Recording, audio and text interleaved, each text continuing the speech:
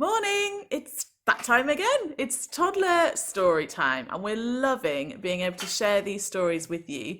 And it's been brilliant to see lots of different people doing it. Thank you so much to Kerry for the story from last week, who was talking about similar things that I'm going to say today. She was saying about light and darkness, and how sometimes we do things that are sad and they make God sad, and that's what is like the darkness. But then she was saying about light and how God has a big plan, and that is that Jesus is going to come and he is brilliant and he makes us happy and he makes God happy, and that's the light in the world around us. So that was a brilliant reminder for us about light and dark, and how God is the light in sometimes really dark things that we see around us and some of the bad things that we see. Now, I am going to be doing something in the kitchen this morning, and I think I might have some little helpers.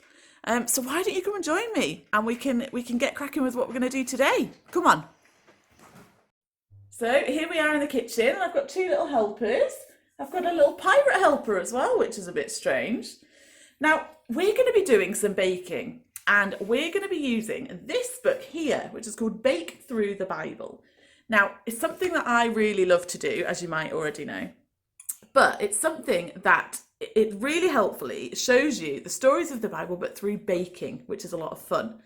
Now, I'm going to tell you the story of something that happened a long, long, long time ago.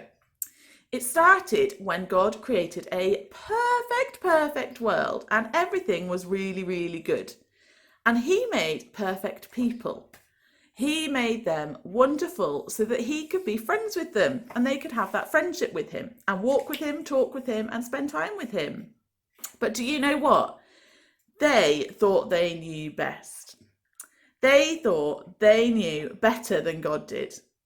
And even though he'd created them and he knew everything about them, they thought they knew best. And they didn't want to follow his rules.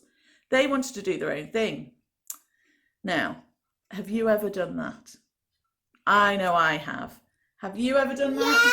Yeah. We've done things that have made God really sad.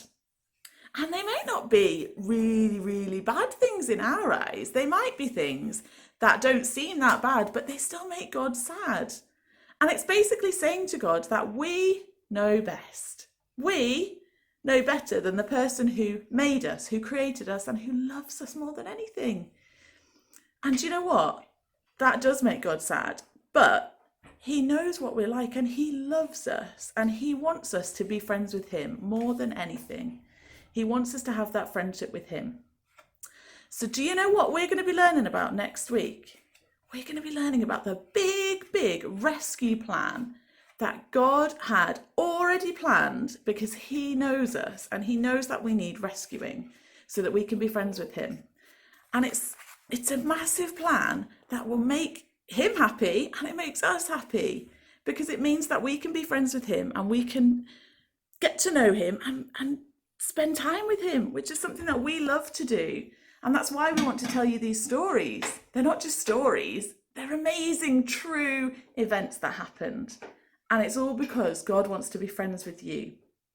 So we're going to have a go at making these pizzas, and I know that some of our little sparklers have already been doing it. So we're going to be looking at some pictures of little Noah.